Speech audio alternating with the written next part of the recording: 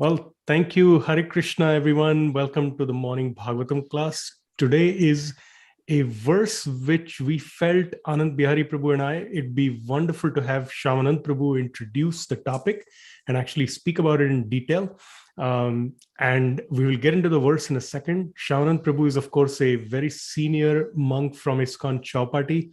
He's been temple president there and in senior leadership roles in various capacities in Chowpatty over the decades, and also is part of the small team that is translating Srila Prabhupada's books into Marathi.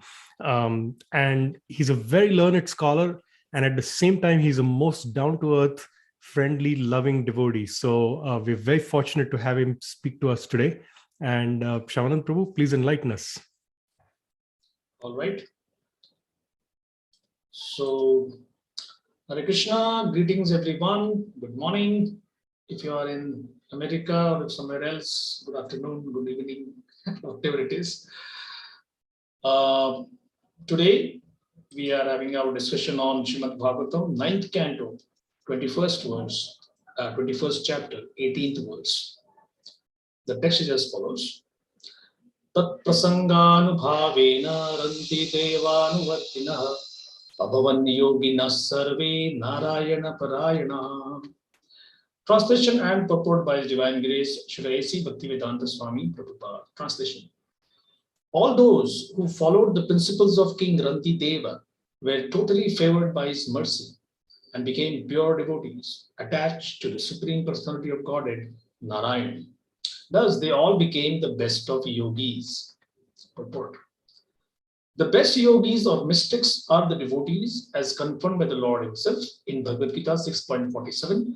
Yoginam api sarvesham matgatena antaratmana shraddhavan bhajate yomam same yuktatamo mataha. All yogis, he who always abides in me with great faith, worshipping me in transcendental loving service, is most intimately united with me in yoga and is the highest of all. The best yogi is he who constantly thinks of the Supreme Personality of Godhead within the core of his heart, the core of the heart. Because Ranti Dev was the king, the chief executive in the state, all the residents of the state became devotees of the Supreme Personality of Godhead, Narayan, by the king's transcendental association. This is the influence of a pure devotee. If there is one pure devotee, his association can create hundreds and thousands of pure devotees. Srila Bhaktivinoda Thakur has said that a Vaishnava is meritorious in proportion to the number of devotees he has created. A Vaishnava becomes superior not simply by a jugglery of words, but by the number of devotees he has created for the Lord. Here the word Ranti Devanuvartinaha indicates that Ranti Deva's officers, friends, relatives, and subjects all became first-class Vaishnavas by his association. In other words, Rantideva is confirmed herein to be a first-class devotee or Mahabhagavat. Mahat Sevam Dwaram Ahur Vimukte, Srimad Bhagavatam 5.5.2. One should render service to such Mahatmas, for then one will automatically achieve the goal of liberation. Srila Narottam Das Thakur has also said, Chadiya Vaishnava Seva Nistara Payache Keva. One cannot be liberated by his own effort. But if one becomes subordinate to a pure Vaishnava, the door to liberation is open. Namaom Vishnu Padaya Krishna Prishthaya Bhutale Shrimate Bhakti Vedanta Swami Namini Namaste Saraswati Devi Gauravani Charini Nirvishesha Shunyavadi Paschat Deshatarini Vancha Kalpataru Veshcha Kripa Sindhu Vyayavacham Patitanam Pavanebhyo Vaishnavebhyo Namo Namaha. Jai Sri Krishna Chaitanya Prabhu Nityananda Shri Advaita Gadadhar Srivasadi Gaur Bhakta Vrinda. Hare Krishna Krishna Krishna Hare Hare Hare Rama Rama Rama Hare Hare. So thank you all for having me. This is the 9th canto, and this is the story of the lineage of King Bharata.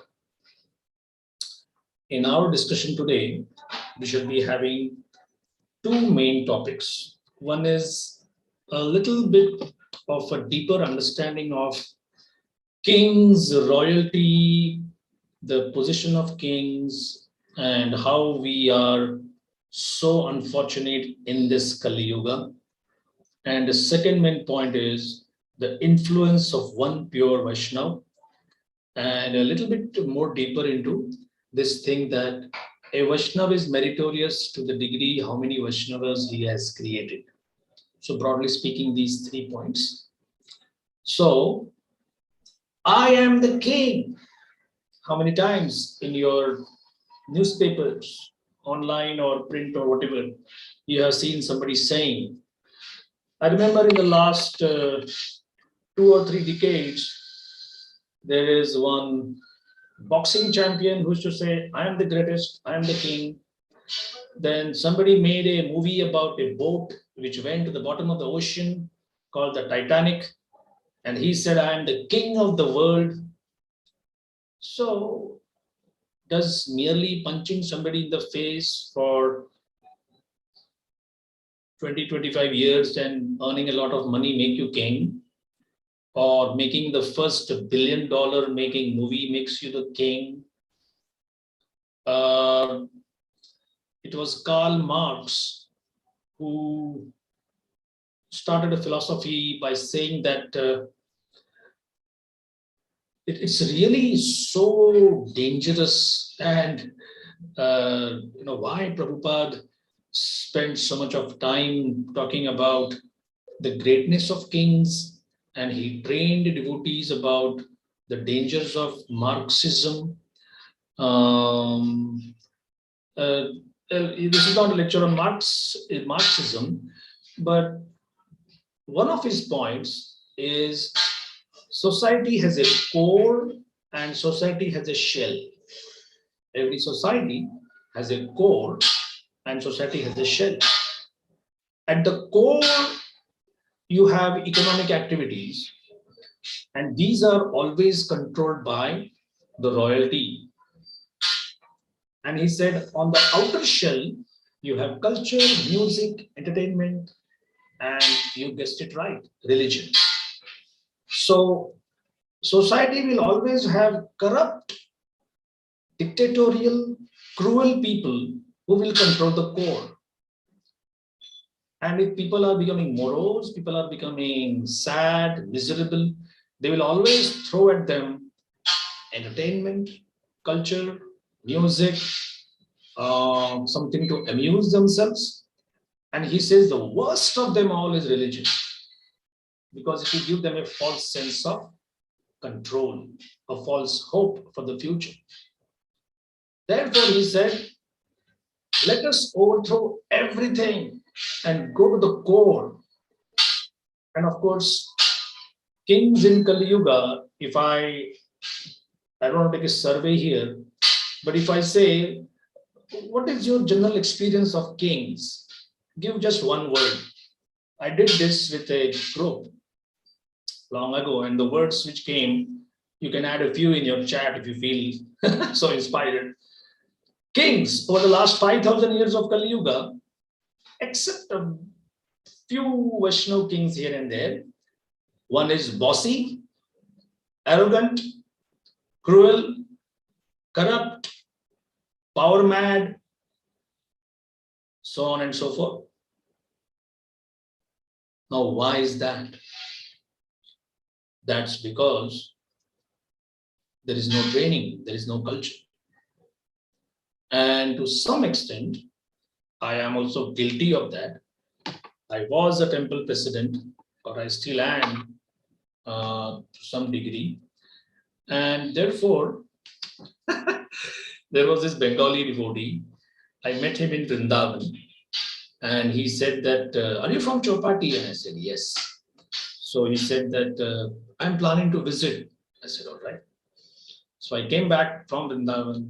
After a week or so, I saw him in our garden. His back was towards me. He had just arrived. And he was asking another brahmachari that, in Vrindavan, I met one of the devotees here. His name is Shyamananda Das. And so that the devotee said, well, he's our temple president. And to my amazement, I never thought somebody could make a statement like that about me. He said this in Hindi. I'm translating in English for all of your benefit. He said, if he is the president, then I have to fear him. So I was thinking, what? Do I have claws or do I have fangs or what exactly? What do you mean I have to fear him? So the demeanor completely changed and he was asking, oh Prabhu, I'm sorry, I could not recognize you. So what do you mean? Do I have a halo around my neck or something that you can't recognize my self-effulgence? But this was something, of course, to allay all your fears. He never really feared me. In fact, he really tried to take advantage of whatever his situation was. But I was thinking that it is interesting. Some people only have the experience that if somebody has power, that means we have to fear him. Another small experience is one new brahmachari was sick, and I came to know in the morning program, so I thought I made it in my mind that I'll go and visit him. That time we didn't have a proper sick bay or a medical retiring room, a sort of room where sick devotees can recuperate. So he was just in a corner of the ashram. So I went there and I said, how are you doing? And he said, is there any service? I said, no. So what exactly, has your fever gone down? And blah, blah, blah. And did you get any medicine? Are you taking allopathy or Ayurveda, whatever? 3 times he asked me, but is there any service? So I said, no. And then I came out and there was one devotee taking care of him. So I said that, strange that I just came to ask him about his health condition and he just kept on asking me, is there any service? So he said, yeah, he told me that if the president comes and asks you about your state of health, there is only one motivation. Are you available for any service? So I said, hey, I just came to just check out on his health. He said, no way. The president will not be interested in somebody's health unless there is some service opportunity. That was another pointer. So, like it or not, the last 5,000 years of Kali Yuga has burned us crisp black state of mind where we feel that the executive head of state, call him a king, a prime minister, a senator, a president, a parliamentarian, or even a temporal president to some extent, is not interested in my welfare at all. And therefore, this 9th canto story, this 18th chapter, flies in the face of all that we know which stands for royalty or autocracy or rule of a king, aristocracy. Yeah. Imagine my surprise that I read history a lot, I still do, and the whole essence is somebody in the West said, what does man learn from history? The only thing man learns from history is man never learns anything from history. So that is the sorry state of humanity here. Here man, of course, means all of humanity, included. So Vanti Deva is clearly like the opposite end of the spectrum as to what does it mean to take care of his subjects. And if you go into a little bit of theory now, Kshati is loss. The Sanskrit word Kshati, Kshati, that means loss or degradation or deterioration rather. Kshat Prayate, somebody who stops it, somebody who helps you cross over that stage of deterioration is a Kshatriya, a trained person. In the hierarchy of a properly organized society, he has the traders and the merchants below him. Below both of them are the labor class, the tertiary sector, the service sector. Below them are so many other layers. And above the Kshatriya is a proper intellectual, whether call them the priestly class or the Brahmana class, or in Prabhupada's words, the brains of society. So Kshatriyas are like in ISKCON today, just to talk of our society, somebody says, oh, I get very angry. I'm Kshatriya by nature. Oh, really? Among all the qualities of a Kshatriya, you picked up only the one which suits you the most. That I get angry very soon because I am Kshatriya by nature. Or, wow, what about Rantidev? In the last 18 verses, we find him tolerating hunger to an extent which looks like foolish from today's point of view. Here we have Kshatriyas who are enjoying royal glory while their subjects are wallowing in poverty and in unemployment and starvation. So, just bear in mind, the Bhagavatam just has one sentence about the entirety of the Kali Yuga experience. It's an ocean of faults.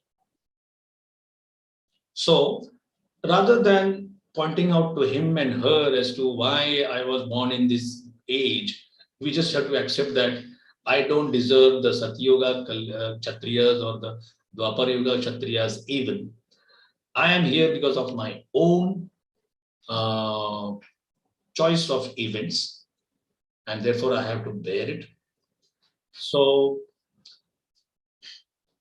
Prabhupada once said that Mohandas Gandhi in India was practically like a dictator. If you don't give him what he wants, he may go on a hunger strike. So not that he would strike people with the law, but he would himself go on a hunger strike. And then people would say, all right, let us give him what he wants. But because he was totally selfless, therefore, that dictatorship was kind of seen in a very benevolent way and is glorified as the father of independent India and so on and so forth. Parikshit Maharaj, Prabhupada writes, is also like a dictator. He saw somebody striking a cow, out comes his sword, and he says, hey, you stop.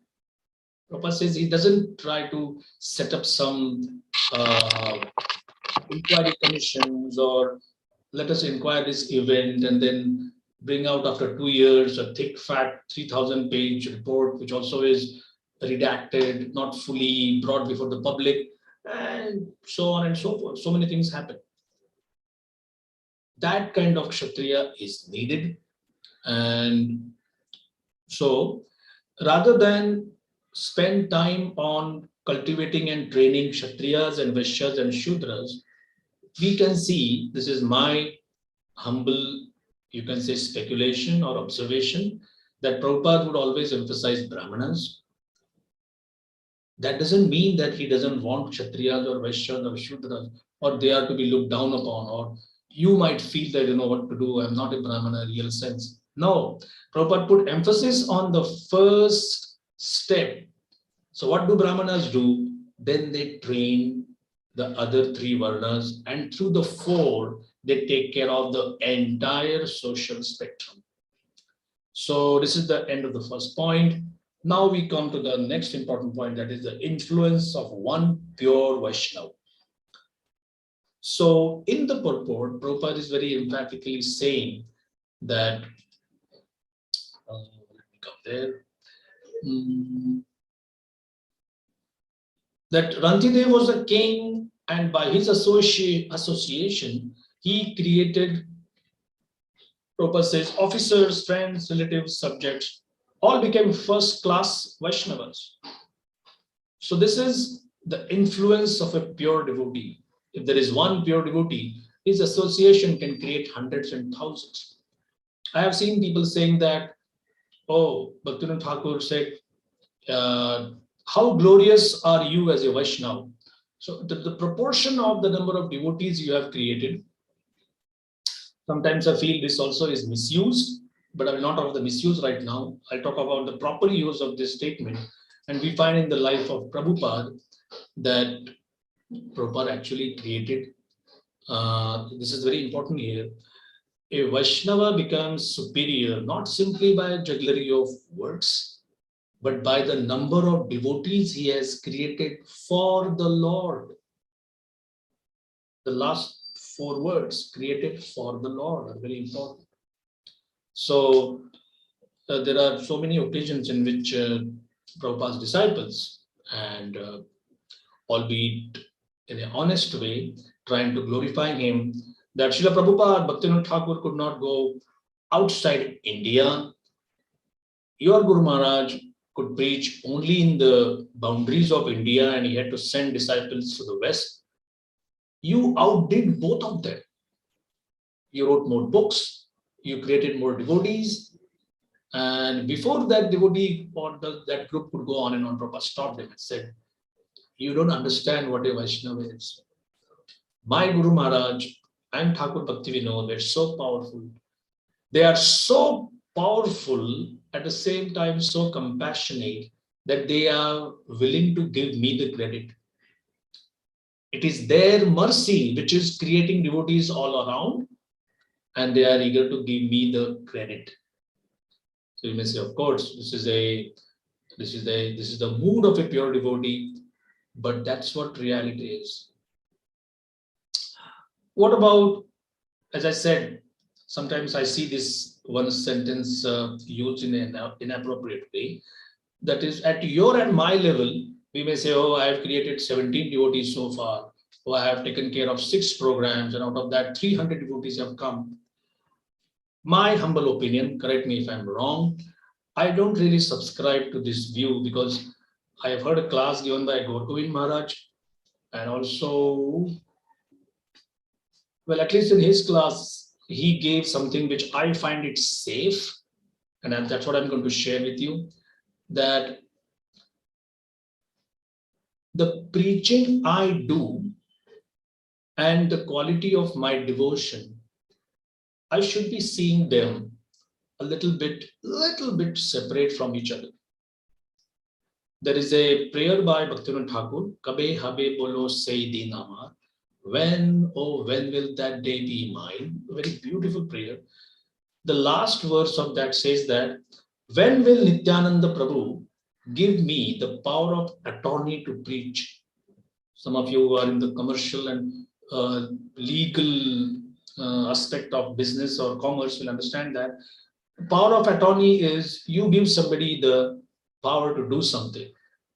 So your preaching, whether it is online, offline, in person, preaching to the elite class or to the masses or to the government class or just plain food for life or Harinam or only a millionaires round table, everything right from alpha to omega, from A to Z, is a part of your personality. And that is something which depends on the power of attorney given by Lord Nityananda Prabhu.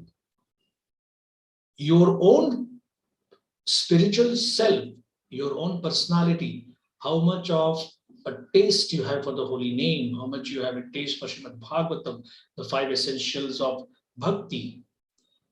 It is ideal that they be delinked from your productivity. Your productivity may go up, may go down. If you have a sore throat, there is no question of Kirtan Mela today. But just because you cannot sing doesn't mean you're not a sadhaka. So many times, the externals of preaching depends upon our social, mental, and physical health. But the inner sadhaka, that has nothing to do with your preaching output. So we see that sometimes senior most devotees, like say some of the best loved sannyasis, if they come out on Prabhupada marathon in some super cold street of Europe or America, and they distribute just 2 small books in 4 hours, does it mean they are not kind of elevated devotees? And if somebody who is very expert can distribute, say, 45 Bhagavad Gitas on the streets in that same period, does it mean that this particular devotee is more empowered? Empowered for sure, but not necessarily more empowered. So I will end with one small episode which I'm hearing currently, Harishori Prabhu's Srila Prabhupada, the Living Bhagavatam series of classes based on his diary, which he kept, and it is also available as transcendental diary. But these audio classes are theme-wise. Say Srila Prabhupada about chanting, Srila Prabhupada on writing books, Srila Prabhupada on the deities, Srila Prabhupada on living in the dham. So in the chanting recordings, we have this episode of Srila Prabhupada requesting Bhakti Rakshak Sridhar Swami to Mayapur. Prabhupada wanted him to preach the way Prabhupada thought that he has that kind of potential. When Prabhupada was living at Sitakant Banerjee Lane as a Grihastha, he would allow Sridhar Maharaj, Saranga Maharaj, and 2-3 other sannyasis to occupy the upper part of that complex, that building, and they would stay there and would preach. Later, Srila Prabhupada himself took sannyas, and B.R. Sridhar Maharaj was one who was never ever envious of Srila Prabhupada's position. He accepted that Prabhupada can take the title Prabhupada. So very, very friendly. So Harishwari Prabhu writes that they sent a car. He was in Koladweep. They still have a temple over there. Sridhar Maharaj came to Prabhupada's Mayapur quarters and they talked. First of all, they had lunch, then they rested, and then they talked for more than an hour. And it was always interrupted by loud laughter. And then Sridhar Maharaj said, I have to go back. So the car was arranged. He went back. And Harishwar Prabhu said, of course, the conversation was in Bengali. I couldn't understand. And he asked Prabhupada, what was it about? And Prabhupada said that as soon as the Gaudiya Mutt split, within few weeks, they were at each other's throats. And the entire preaching kind of stopped, practically collapsed in many places. And then there was this feeling as to who is the next Acharya. And one party claimed that their leader is the Acharya, other party claimed their leader is the Acharya. It took something like 2 or 3 decades for one party to get this rubber stamp from the court that you are the Acharya. So that connects to our point that a mundane court can claim that this person is in charge of the preaching machinery, the printing press, or material assets, buildings, or whatever, but the power of attorney is something different. So he says, today Sridhar Maharaj asked me about my preaching, and he was the one who was actually supporting one particular party. He was not ambitious at all, but he was supporting one. He said, you are the real Acharya. And he said, why? Because every town and village all over the world, my name will be chanted.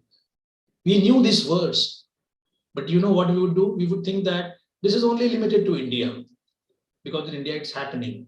We have the Gaudiya Mutt from all 4 corners, established in all 4 corners of India. You literally took it from the Chaitanya Charitamrita and you have made it visible to anybody in the world. And he said, and this is because of your faith in the holy name. So he said, actually, now I'm convinced you are the Acharya. So this one thing that the influence of a Vaishnava is meritorious to the degree how many Vaishnavas he has created, I feel is rightly applicable in the case of our Mahabhagavatas. Prabhupada writes in the end of the purport here that the word Mahabhagavat, Mahat, Mahatma, it comes again and again, that liberation by your own effort, not just next to impossible, but completely impossible. But if one becomes subordinate to a pure Vaishnava, the door to liberation is open. So that was the second point of our discussion. I will stop here and pause for any comments or questions, corrections, if any. Thank you, Shyamananda Prabhu. I had one question. So the purport by Srila Prabhupada to today's verse says, one should render service to such Mahatmas for then one will automatically achieve the goal of liberation. If we are in the presence of the Mahatma, then obviously there's one way to render service, offer them some kind of personal assistance, or do what they ask us to do. But how does one render service from a distance, especially in these COVID times? There are so many great souls who we don't see these days. So could you elaborate on that, please? Well, if I understand you correctly, you're asking about specifically during these socially distanced times, how do we serve? So our philosophy is so kind of pliable, it's always in a flexi mode. So service is done to the Vapu, to the gross body of a Mahabhagavat, and that could be extremely limited in its possibilities. Cook for someone, tend to their physical health or whatever. But there is a huge window, a huge vista open, and that is service to the Vani. So anytime, it's as simple. You are sitting down to chant. A small meditation. Why am I chanting? Now this could be a whole layers of responses. I got to do it because I promised. To something like, I love to serve the holy name. Why do you want to serve Nam Prabhu? Oh, because Prabhupada gave the holy name. Did you get it from Prabhupada? No, I got it from my Guru Maharaj, or I got it from this particular Vaishnava, like Sripad Indra Prabhu. So many devotees, especially second generation, they have their access to Vrindavan Dham or the holy name just because of the Nam Seva done by Sripad Indra Prabhu. So, in the Bhakti lineage, the more you come down to obedience of a particular Vaishnava, that I am doing this because it will please that person, you have access to Vani Seva. And Corona, no Corona, whatever, that opportunity is never, you are not never bereft of that opportunity. So that Seva is always there. Prabhupada on his way to New York says that I'm celebrating Janmashtami just in my mind. Actually, it took him 40 days. So Janmashtami was when he came to New York. On the way, I think there was Gaur Purnima celebrations, and he said all of my godmothers could be there assembled, but I am not there. So that doesn't mean that just because physically he was not celebrating. So that aspect of serving either the Dham or the Mahabhagavat through the instructions which they have given, remembering those instructions, we always have access to service.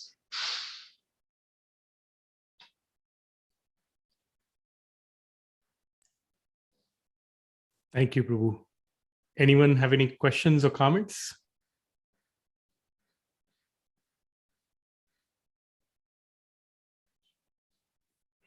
Hare Krishna, good morning. Hare Krishna. I put it in the chat, but I just want to take this opportunity. I love your emphasizing the words "for the Lord." I read that. It's like Lord Chaitanya says, I care not for my own fame or for followers, but it is for the Lord. And that's always has to be like imprinted on our mind, everything for the Lord. So I loved how you really like made that like a rubber stamp out there and really pointed that out. So thank you so much. Thanks. Krishna.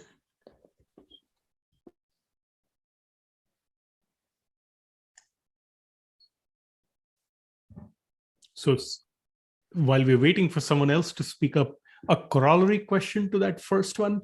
Yeah. Could you also speak about how our attitude should be towards serving all the Vaishnavas, not just those we perceive to be Mahabhagavats or those we know to be Mahabhagavats? Well, our Sri Vaishnava brothers, they are the specialists in that. In fact,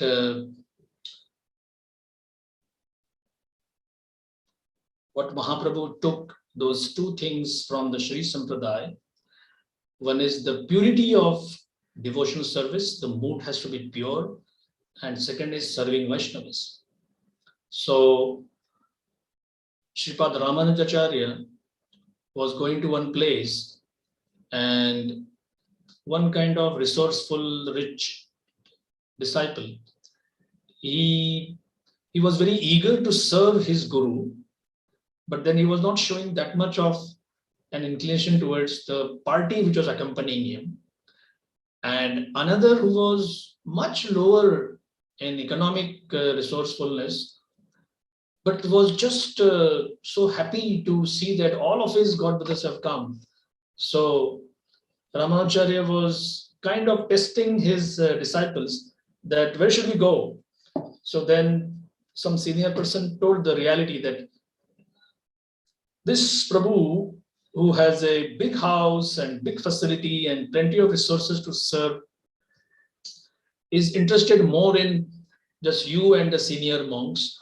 And the second example of someone who doesn't have that much of thing, we don't even know what kind of hospitality he may give, but is just very happy seeing all of us. So just to set a proper example, Ramanujacharya said, we'll go to the second devotee's house. That means this is a common theme that even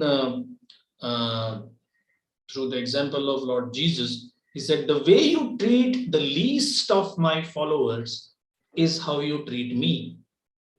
So this is not a Christian or a Hindu, Vaishnava, or it is a Sanatan principle that how you treat the deities is not as important as how you treat the devotees of the deities. A slightly connected thing is, Srila Prabhupada goes to some place with his 3 or 4 Western followers at that time. There were hardly any Indians following him. And the servant from that mansion comes and says that our boss will see you soon. He's doing his puja. And devotee said, all right. As soon as that servant left, Prabhupada looked at his disciples and said, this is basically a very neophyte stage. They were curious. Why Prabhupada is immediately labeling him as neophyte? Prabhupada said the reality is, once you see that Vaishnavas have come, you are even authorized to stop your deity worship if there is nobody around to take care of them. So just imagine the emphasis put on serving Vaishnavas. Here you are offering your Aarti to Radha Murlidhar.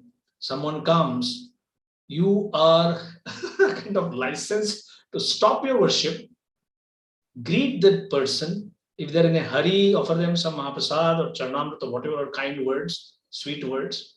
And they say, no, I can wait. Then resume Arati. So this is the extent that Krishna also emphasizes serving his devotees.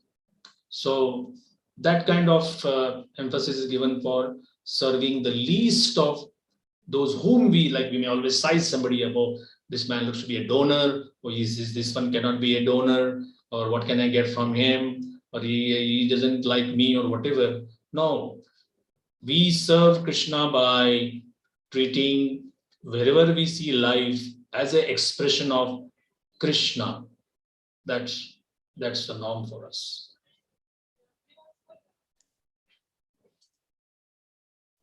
Thank you. I remember that pastime that Srila Radhanath Maharaj narrates in his first book, The Journey Home, about Ghanasham Baba in Vrindavan.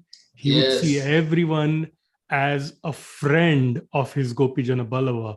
And he would say, no, you're a friend of Krishna, so let me serve you. Like he saw every single person and he treated them like as if they were God almost.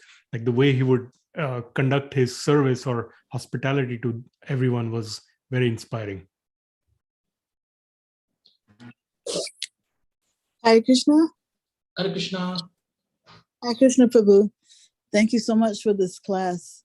I especially was appreciating your talk on the importance of serving the Vani, and I just wanted to get you to repeat or clarify for me when Srila Prabhupada was saying that he was giving actually credit to his spiritual master, although he was the one who took it outside to everyone, he was giving credit to his spiritual master because it was, the fact that we now have Krishna consciousness in so many towns and villages is due to the mood of his spiritual master that Srila Prabhupada was trying to serve.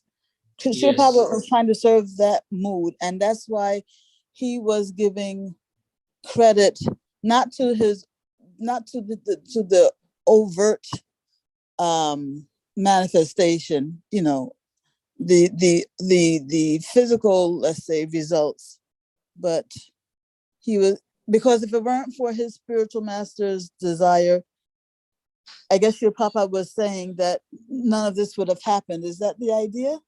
Yes, I'll give you two pieces of information which you can use to come to your own conclusion. Bhaktivinoda Thakur in one of his books says, oh, for that fortunate day when Americans, Germans and Russian and English devotees will take up the banner of the Harinam movement and chant Jai Sachinandan, Jai Sachinandan. Where? In Bengal.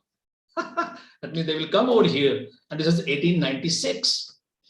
And was there any chance of any kind of Harinam preaching that will make Germans, Russians, and British and Americans come over there?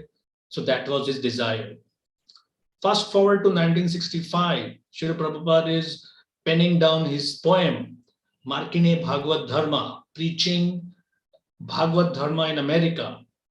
And there he says, Shri Siddhanta Saraswati Sachisuta Priya Ati, says, my Guru Maharaj, Shri Siddhanta Saraswati, is very dear to Lord Chaitanya Mahaprabhu.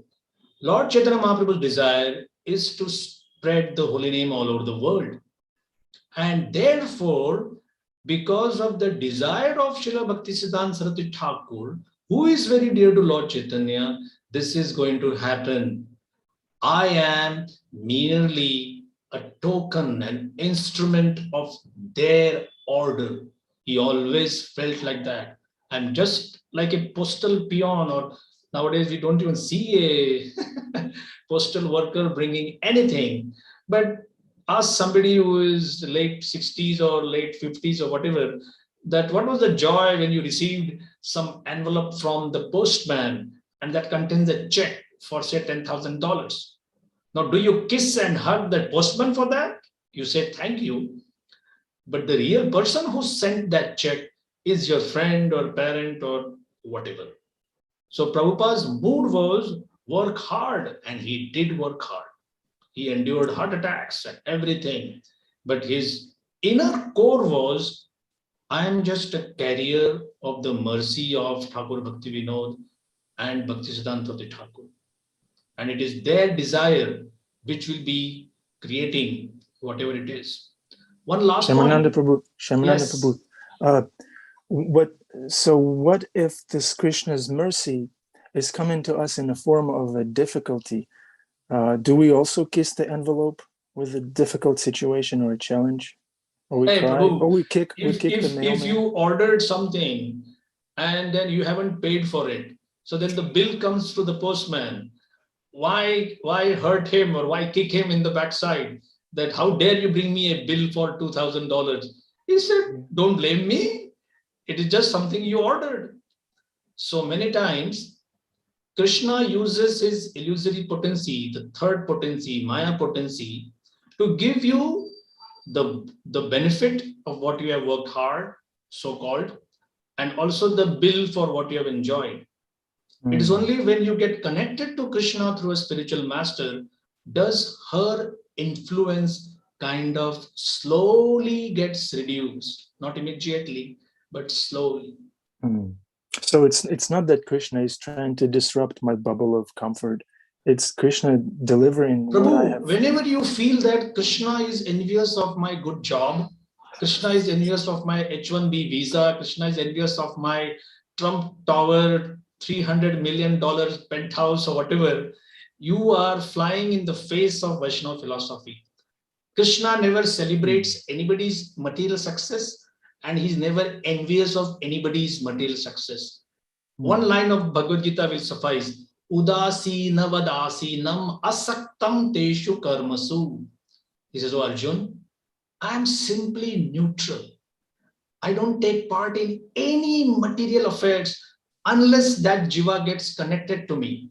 Once connected, I take full charge. And that full charge means I may allow a bigger material reaction. I may allow a reaction which that fellow even doesn't even deserve. Like Dashrath didn't deserve the way he has to face separation. The Pandavas don't deserve they should be spending 12 years in the forest. But he says they take it because they love me. You and me, we don't love. We are against Krishna for what we get as our own due. Our reactions are what we made choices in the past, and we still say, Krishna, hey, man, if you have so much money, why can't you give some little bit here? I'm in a problem. So that's like that. Yeah, nice. Thank you, Prabhu. Does anybody else have a question or reflection? Athena? Athena, I think, no, we can't. Yes, we Athena. can't. Athena is our best questioner. Gosh, no, I have to live. That's a very high standard. Thank you so much. Hare Krishna, Shyamananda Prabhu, Dandavat Pranams. Such a wonderful session as always.